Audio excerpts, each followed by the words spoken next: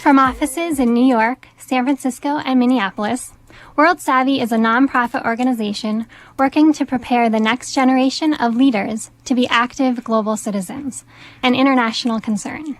My name is Charmagne Campbell-Patton, and I am a program manager at World Savvy's Twin Cities office. Recognizing the lack of global competency in an increasingly interconnected human community, Dana Mortenson and Mediha Murshid made it their mission 9 years ago to change the American school system, integrating global education and leadership skills training into the K-12 academic system. With around 160,000 students and 1,900 teachers today, World Savvy is accomplishing this goal through professional development, customized consulting, and 3 youth engagement programs. The first of the hands-on youth activities offered by World Savvy is the World Savvy Challenge, an academic program designed to help middle and high school students build their knowledge, skills, attitudes, and behaviors for global competence. In groups, students create their own creative responses to a common global theme, communicating their opinions to a local and national audience through project-based learning and problem solving, experiencing a rare sense of youth empowerment. World Savvy's second youth program, the Media and Arts Program, is an interdisciplinary arts education program. Similarly to the World Savvy Challenge, the MAP enables middle and high school students to make local connections to global themes by integrating art, media, and the idea of sustainable communities into their existing curriculum. The song you just heard is one example of that, and artists can then share their work in open youth exhibits. The last of World Savvy's youth engagement programs is the Bangladesh Exchange of the American Youth Leadership Program, supported by the U.S. State Department, and is a topic of our show this morning. Joining me today are Kerry Honan, Filip Kostanecki, and Kelsey Larson, 3 students who will be participating in the trip this coming December. I'm going to pass it over to them now to share with you their experience of preparing for this trip. Hi, I'm Kerry Honan. So to start, I think it's best to talk about the most commonly asked question we get regarding this program, which is why go to Bangladesh? As you may know, Bangladesh is currently one of the countries suffering most from climate change out of any in the world. Drastically rising water levels are not only disturbing agriculture, which is the country's main source of food and income, but is forcing vast numbers of people from the coastal and rural areas into the densely overpopulated cities. The population of Bangladesh currently is 156 million, and its birth rate of 1.29% is creating a steady increase, leading to even worse living conditions for its citizens.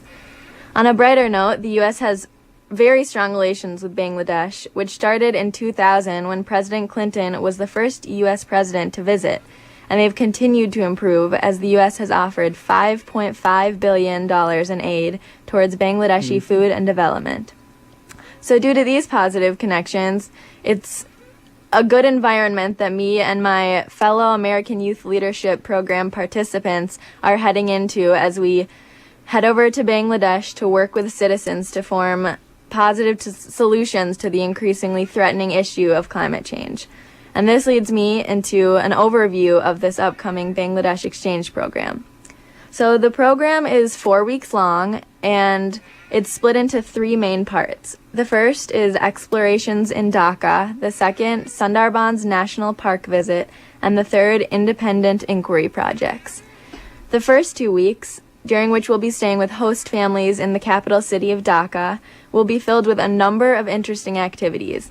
Besides participating in workshops and dialoguing with Bangladeshi high school students at an inner-city school called Scholastica, we will be conducting interviews with individuals, both governmental and non-governmental, who work on issues related to climate change. We will also gain an understanding of the city's environment and living conditions through tours, boat rides around the urban area, and various theatrical performances and sporting events. Lastly, we'll be working with local artists, a really unique and awesome experience, to create artistic representations of modern-day climate issues. And after these few weeks, kind of getting a feel for the big city life in Bangladesh, we'll move out of the city to the next section of our project. For this section, we'll be traveling around rural areas of Bangladesh and spending our nights on a boat, which is excited for that. Yeah, very excited for that. And we'll mainly be exploring the Sundarbans National Park and Wildlife Sanctuary to learn about the impacts of climate change more on wildlife and nature rather than on the city, which is what we had seen prior to this. And on our way back, we'll also, of course, get a chance to visit with the students from Scholastica, which I think is also another really big highlight of our trip, just because usually when you hear about these travels and student mission trips, it's based around the process of serving, whereas here we're really going to be learning from these people and really connecting with youth our own age, which I think is really a unique aspect of this trip that we're going to get to experience.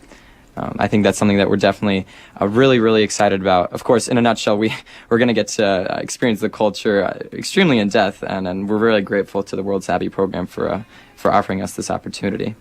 But definitely, I think that's an important aspect of the trip, that, you know, we're not going to over there to build houses and be these white savior volunteers. We're really going to work alongside people who have already made, you know, extremely large strides and innovative solutions towards the issues they're facing simply because they have no choice. I think Zakir Kibria, a 37-year-old political scientist who serves in an NGO in Bangladesh, couldn't have said it better himself. He said, "We may be poor and appear disorganized, but we are not victims. And when things get tough, people here do what they've always done. They find a way to adapt and survive. We're masters of climate resilience." And I really think that quote kind of sums up that we're going to learn from these people who live in a ever-changing world where, you know, thousands of people arrive every month, flood refugees in the capital city, and there's really nothing else like it. And I think that especially in the U.S., it's hard to find a situation that's currently at that level of problems regarding climate change. Right, and covers so many different issues, which kind of leads into the next part of our trip, where we'll be breaking up into inquiry projects depending on our individual interests, and some of the options that we'll have are dealing with public health, agriculture, education, health, gender and women's rights issues, natural resources, and energy and wildlife. And we'll be learning about these different aspects of climate change through service learning projects and, you know, volunteering with local organizations and working with teenagers, kids our age who live in this environment, and really getting the experience firsthand from them. And you can't really ask for more than that. I mean, you have a group of students going who get to experience the main gist of the culture together, and then we get to break up into separate sections and really, you know, learn in our specialty, in our area of interest, and then we all come back and combine that knowledge. And so I really can't think of a better structured program to learn about a different culture, at least in the 4-week time span that we have. I know that Kelsey has already participated in some of the World Savvy programs, and so we will be going with youth that has already worked with the program, and I know we're all really excited. And I think one of the best parts about this program is that our trip doesn't really end when we get home. A lot of these kind of trips, you get home and it's just kind of over, but a really cool part of this trip is that when we get home, we'll be part of a social action project where we work in groups of kids from our state. There's kids from Minnesota, California, and New York going. Or we could work with kids from other states to form like community-based projects based on like projects we studied in Bangladesh and things that we learned there.